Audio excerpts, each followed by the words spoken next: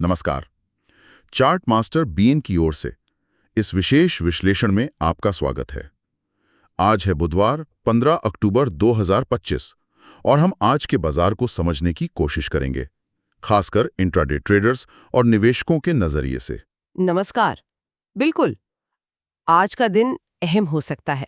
तो आज हमारा मिशन क्या है? देखिए, चार्ट मास्टर बीएन के विश्लेषण के आधार पर हम उन वैश्विक और घरेलू खबरों को समझेंगे जो आज भारतीय बाजार पर असर डाल सकती हैं। हाँ, और साथ ही निफ्टी 50, बैंक निफ्टी और सेंसेक्स के जो महत्वपूर्ण लेवल्स हैं, उन पर भी गौर करेंगे। बिल्कुल। और कल यानी गुरुवार 16 अक्टूबर को सेंसेक्स की साप्ताहिक एक्सपायरी है, तो उसके लिए कुछ रणनीतियों पर भी बात करेंगे। कोशिश यही है कि जानकारी को सरल और उपयोगी बनाया जाए। हाँ, खासकर एक्सपायरी के लिहाज से। तो चलिए शुरू करते हैं।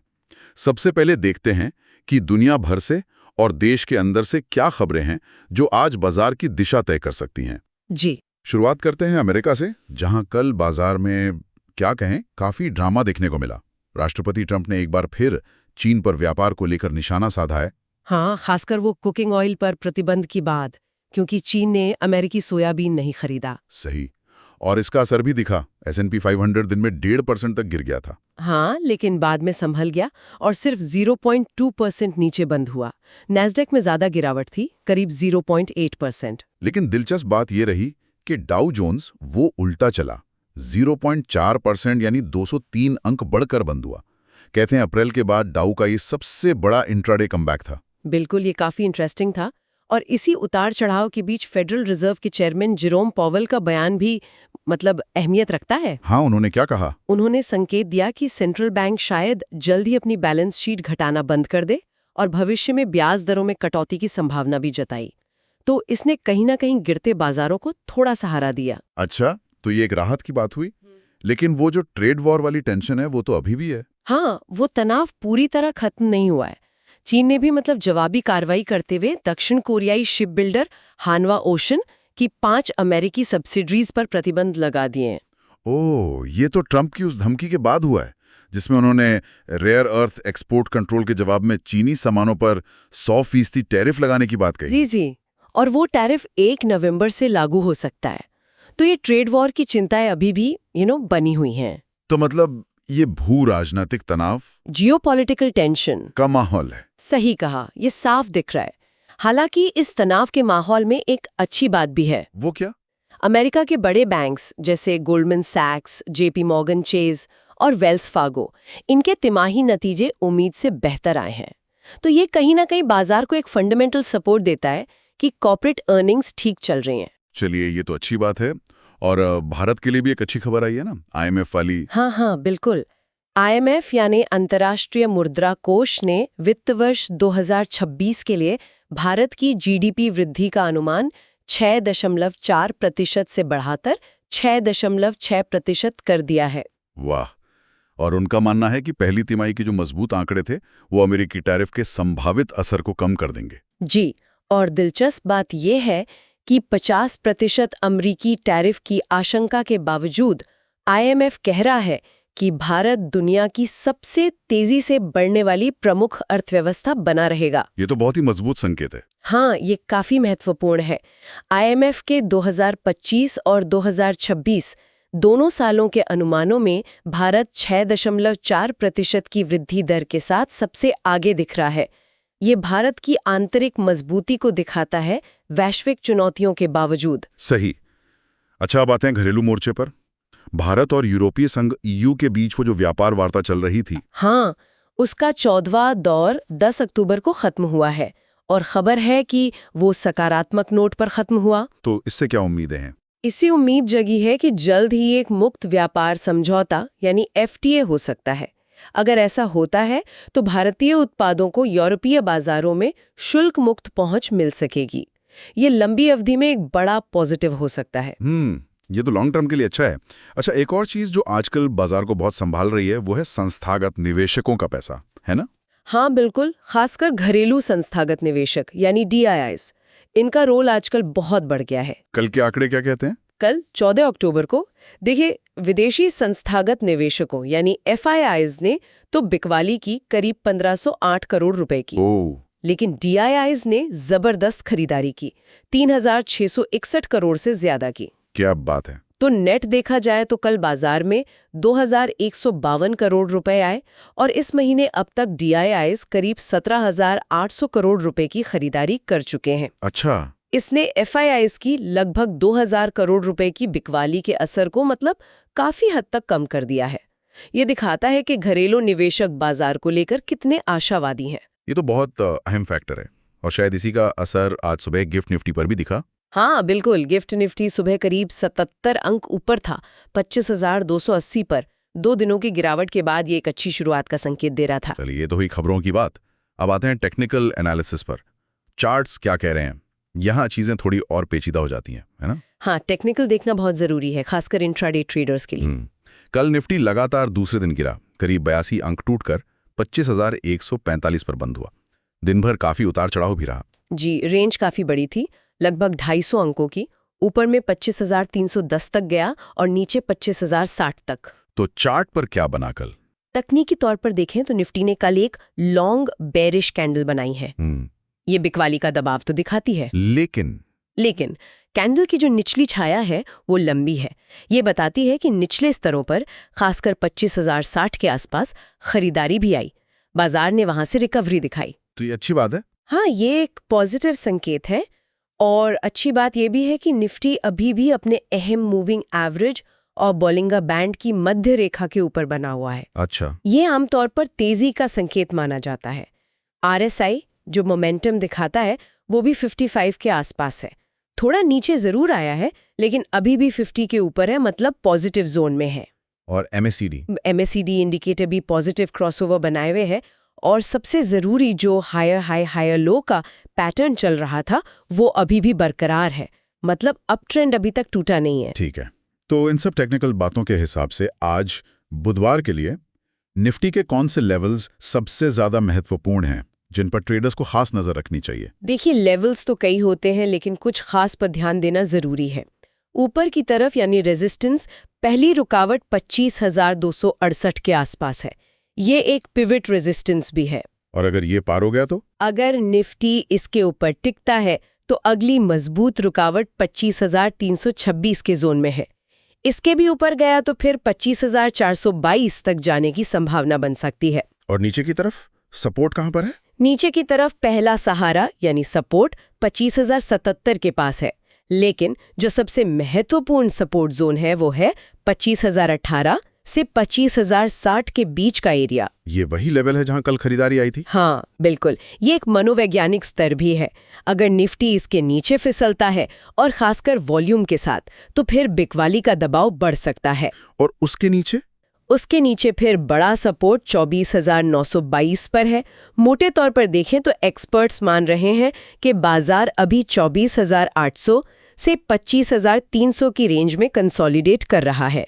आज का दायरा शायद 25,000 से 25,300 के बीच रह सकता है। ठीक है, ये तो हुई निफ्टी की बात। अब बैंक निफ्टी, वो कल 56,350 के आसपास बंद हुआ और उसने एक हाई वेव कैंडल बनाई।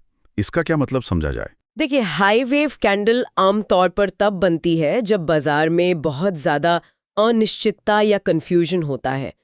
मतलब ना बुल्स पूरी तरह हावी हैं ना बेयर्स। अच्छा। बैंक निफ्टी ने हाल में जबरदस्त तेजी दिखाई है, तो ये कैंडल इशारा कर रही है कि शायद अब वो तेजी थोड़ी थम रही है और कंसोलिडेशन का दौर आ सकता है। तो बैंक निफ्टी के लिए अहम लेवल्स क्या हैं? ऊपर की तरफ 57,000 एक अहम मनोवैज्ञानिक स्तर है।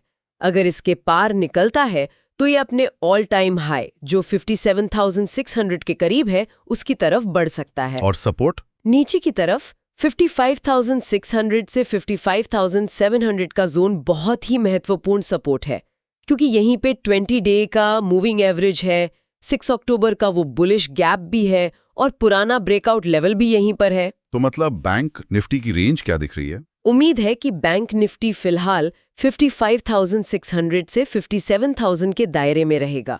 रुझान अभी भी मतलब ओवरऑल तेजी का ही लग रहा है। ये कंसोलिडेशन शायद अगली चाल के लिए एक बेस बनाने जैसा है। ठीक है, समझ गया।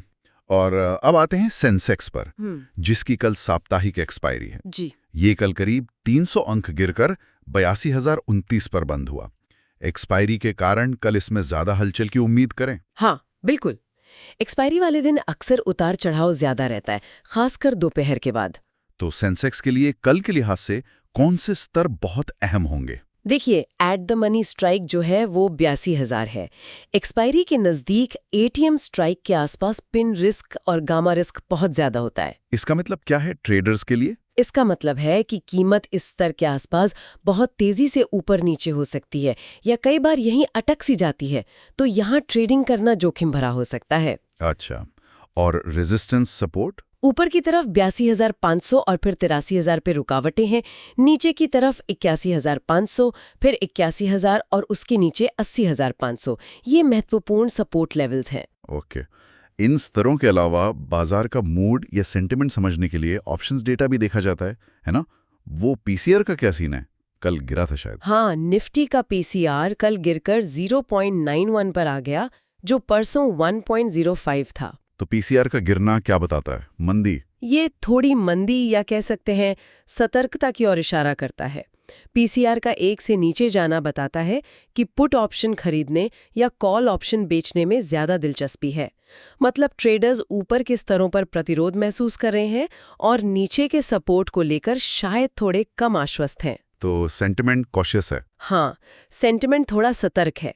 अगर निफ्टी की 20 अक्टूबर वाली एक्सपायरी के लिए ऑप्शन चेन देखें तो सबसे ज्यादा कॉल ओपन इंटरेस्ट 26,000 की स्ट्राइक पर खड़ा है। मतलब वो बड़ी रुकावट है। बिल्कुल।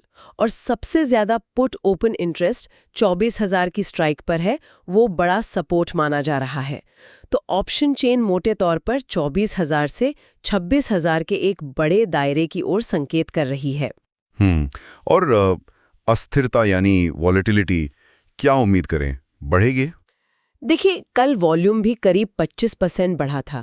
ये दिखाता है कि उतार चढ़ाव के दौरान बाजार में भागीदारी बढ़ी है। और रेंज क्या रह सकती है निफ्टी की? अगर स्टैंडर्ड डेविएशन के हिसाब से देखें तो सामान्य परिस्थितियों में निफ्टी के लिए एक दिन में करीब 377 अंकों की चाल अपेक्षित हो सकती है, यानी रेंज 24,768 से 25,523। और अगर ज्यादा उथल-पुथल हुई तो? अगर अस्थिरता बहुत बढ़ जाती है तो ये रेंज 750 अंकों तक भी फैल सकती है, मतलब 24,391 से 25,900 तक। तो वॉलेटिलिटी का ध्यान रखना जरूरी है। बिल्कुल। अब आते हैं सबसे अहम सवाल पर, खासकर कल की सेंसेक्स एक्सपायरी को देखते हुए। गुरुवार 16 अक्टूबर, एक्सपायरी में 24 घंटे से भी कम का वक्त है। हाँ, मतलब थीटा डी के यानी टाइम वैल्यू का गलना बहुत तेज होगा। और वो 82,000 के आसपास पिन रिस्क भी है। ऐसे में ट्रेडर्स क्या रणनीति अपना सकते हैं? ये थोड़ा मुश्किल होता है एक्सपायरी डे पर। हाँ, एक्सपायरी डे ट्रेडिंग खास होती है और इसमें जोखिम निश्चित रूप से ज्यादा होता है, इसलिए सावधानी बहुत जरूरी है। रणनीति बाजार के रुझान पर निर्भर करेगी, लेकिन कुछ विकल्प सोचे जा सकते हैं। जैसे अगर रुझान हल्का तेजी का लगे, मतलब मॉडरेट बुलिश, तो बुल कॉल स्प्रेड जैसी रणनीति सोची जा सकती है। वो कैसे? उदाहरण के लिए 81,500 की कॉल खरीदें और साथ में 82,500 की कॉल बेच दें। इसमें आपका मुनाफा और नुकसान दोनों सीमित हो जाते हैं। ये तब काम आ सकती है जब सेंसेक्स सुबह 82,100 के ऊपर टिक जाए और DIIs की खरीदारी जारी रहे। और अगर रुझान मंदी का लगे तो? अगर रुझान हल्का मंदी का हो, मॉडरेट बियरिश, तो बेयर पुट स्प्रेड देखी जा सकती है। जैसे 82,000 की पुट खरीदें और 81,000 की पुट बेच दें। इसमें भी मुनाफा नुकसान सीमित रहता है। ये तब ठीक हो सकती है जब सेंसेक्स 81,900 के नीचे फिसले और वैश्विक संकेत भी कमजोर हों। अच्छा, और अगर लगे कि बाजार कहीं नहीं जाएगा, एक दायरे में ही रहेगा? अगर ऐसा लगे कि बाजार रेंज बाउंड रहेगा, खासकर 82,000 के आसपास ही एक्सपायर होने की उम्मीद हो, तो आयरन कॉन्डोर जैसी नॉन डायरेक्शनल रणनीति उपयुक्त हो सकती है। इसमें क्या करते हैं? इसमें दूर की कॉल और पुट बेची जाती हैं और उससे भी दूर की कॉल और पुट खरीदी जाती हैं ताकि एक रेंज बन जाए, जैसे 81,000 से 83,000। अगर बाजार इस रेंज में रहता है तो मुनाफा होता है। ये थोड़ी कॉम्प्लेक्स लगती हैं। कोई और ऑप्शन? एक और होती है शॉर्ट स्ट्रैडल। इसमें ATM यानी 82,000 की कॉल और पुट दोनों बेच दी जाती हैं। अगर बाजार ज्यादा नहीं हिलता तो प्रीमियम मिलता है। लेकिन इसमें रिस्क? हाँ, इसमें रिस्क बहुत ज्यादा होता है। अगर बाजार में बड़ा मूव आ जाए किसी भी तरफ तो नुकसान असीमित हो सकता है।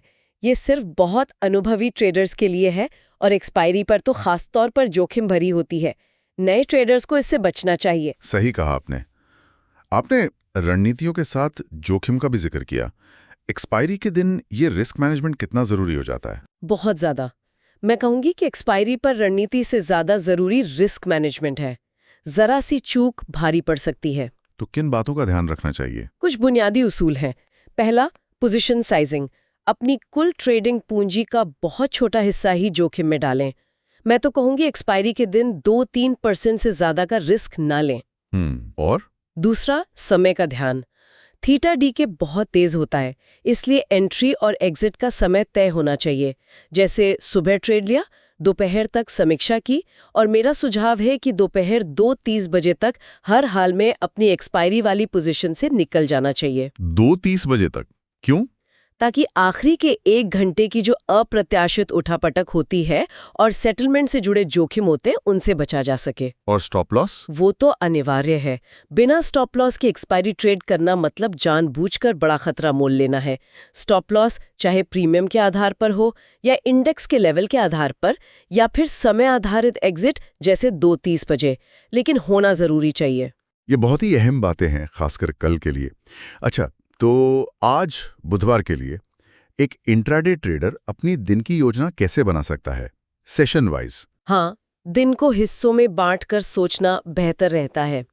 पहला, प्री मार्केट सुबह 7 से 9:30 बजे। गिफ्ट निफ्टी, एशियाई बाजारों और अमेरिका चीन से जुड़ी ताज़ा खबरों पर नज़र रखें। अपनी संभावित रणनीति और अहम लेवल्स दिमाग में तैयार रखें। दूसरा, ओपनिंग सेशन सुबह 9 से 10:30 बजे।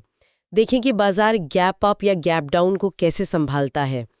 निफ्टी के लिए 25,200 और सेंसेक्स के लिए 82,000 जैसे शुरुआती स्तर अहम होंगे। वॉल्यूम के साथ चाल की पुष्टि जरूरी है। जल्दबाजी में ट्रेड ना लें। तीसरा, मिड सेशन सुबह 10:30 से दोपहर 2 बजे। सुबह बने ट्रेंड की पुष्टि करें। अगर ट्रेड आपके पक्ष में जा रहा है और मुनाफा मिल रहा है तो कुछ हिस्सा बुक करने पर विचार करें। स्टॉप लॉस को सख्ती से फॉलो करें। सेंसेक्स में एक्सपायरी से जुड़ी हलचल पर ध्यान दें। और चौथा, फाइनल सेशन दोपहर 2 से 3:30 बजे। अब इंट्राडे पोजीशंस का जोखिम कम करने का समय है। अगर कोई पोजीशन कल के लिए ले जानी है तो उसका मूल्यांकन करें। ज्यादातर इंट्राडे ट्रेड्स इस समय तक बंद कर देना बेहतर है। ठीक है, आज कोई खास इवेंट्स या नतीजे भी हैं जिन पर नजर रखनी चाहिए? मिश्रा धातु के नतीजे भी आएंगे और कीस्टोन रियल्टर्स का ऑफर फॉर सेल OFS भी आज है। और हमेशा की तरह एशियाई बाजारों की चाल, दोपहर में खुलने वाले यूरोपीय बाजार और अमेरिकी फ्यूचर्स पर नजर रखना तो जरूरी है ही। ओके, तो इन सब बातों को मिला के देखें, सारे विश्लेषण को समेटें, तो चार्ट मास्टर BN के हिसाब से आज के लिए बाजार का समग्र दृष्टिकोण क्या बनता है? क्या संभावनाएं दिख रही हैं? 3 सिनेरियो की बात करते हैं। हाँ, हम 3 संभावित परिदृश्यों यानी सिनेरियोज पर विचार कर सकते हैं उनकी संभावनाओं के साथ। पहला, बेस केस। इसकी संभावना सबसे ज्यादा है, करीब 50%। लगता है कि बाजार कंसोलिडेशन जारी रख सकता है। निफ्टी शायद 25,050 से 25,250 और सेंसेक्स 81,500 से 82,500 के दायरे में रह सकता है। बेस केस की रणनीति, अगर ऐसा होता है तो कल की सेंसेक्स एक्सपायरी के लिए आयरन कोंडोर जैसी रेंज बाउंड रणनीति सोची जा सकती है। और दूसरा सिनेरियो? बुलिश। दूसरा, बुलिश केस। इसकी संभावना करीब 30% मान सकते हैं। अगर DIIs की खरीदारी मजबूत रहती है, वैश्विक बाजारों में सुधार आता है और आज आने वाले नतीजे अच्छे रहते हैं तो निफ्टी 25,300 के ऊपर और सेंसेक्स 82,500 के ऊपर जाने की कोशिश कर सकता है। बुलिश केस की रणनीति, ऐसे में बुल कॉल स्प्रेड जैसे 81,500, 82,500 जैसी तेजी की रणनीति पर विचार किया जा सकता है। और तीसरा? बेरिश। तीसरा, बेरिश केस। इसकी संभावना थोड़ी कम, करीब 20% है। अगर अमेरिका चीन तनाव अचानक बढ़ जाता है या निफ्टी 25,060 के अहम सपोर्ट को निर्णायक रूप से तोड़ देता है तो बाजार नीचे जा सकता है। निफ्टी 25,000 के नीचे और सेंसेक्स 81,500 के नीचे फिसल सकता है। बेरिश केस की रणनीति, ऐसी स्थिति में बेयर पुट स्प्रेड जैसे 82,000, 81,000 जैसी मंदी की रणनीति काम आ सकती है। ठीक है, तो ये 3 संभावनाएं हैं और ट्रेडर्स के लिए आपकी अंतिम मतलब बिल्कुल सार रूप में सलाह क्या होगी आज के लिए? कुछ मुख्य बातें दोहराना चाहूंगी, बिल्कुल पॉइंट वाइज। पहली, जल्दबाजी ना करें। बाजार खुलने पर तुरंत कोई बड़ा दिशात्मक दाव लेने से बचें। थोड़ा इंतजार करें ब्रेकआउट या ब्रेकडाउन का। दूसरी, मुख्य स्तरों पर नजर रखें। निफ्टी के लिए ऊपर 25,200 और नीचे 25,060, ये आज के लिए बहुत अहम है। तीसरी, सुरक्षित खेलें। खासकर एक्सपायरी नजदीक है तो नेकेड ऑप्शन से बचें। परिभाषित जोखिम वाले स्प्रेड्स बेहतर हैं। चौथी, प्राथमिक रणनीति आज के लिए शायद ये हो सकती है कि अगर मजबूती दिखती है तो बुल कॉल स्प्रेड 81,500, 82,500 पर विचार करें। अगर रेंज बाउंड लगता है तो आयरन कॉन्डोर। पांचवी, पोजीशन साइज।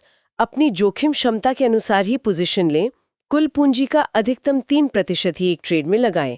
और छठी, सबसे जरूरी, अनुशासन, खासकर निकास अनुशासन। कल यानी गुरुवार दोपहर 2:30 बजे तक सेंसेक्स एक्सपायरी की सभी पोजीशन जरूर बंद कर दें। बहुत बढ़िया।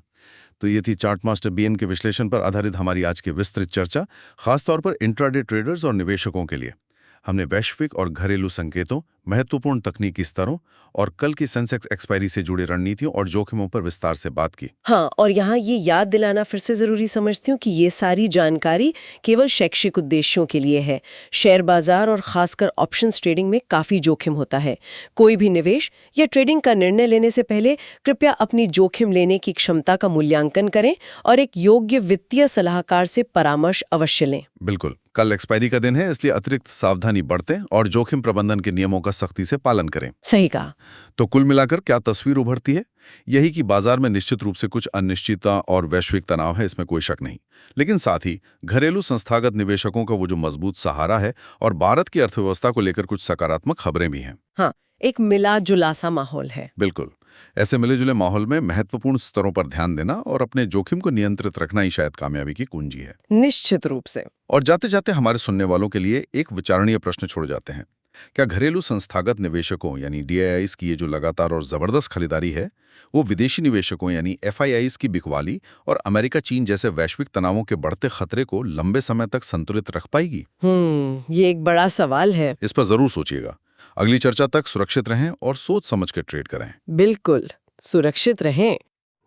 दोस्तों, अगर वीडियो अच्छा लगा है तो लाइक जरूर कीजिए और चैनल को सब्सक्राइब करना न भूलें ताकि आपको हर रोज हमारा वीडियो आप तक पहुंच सके।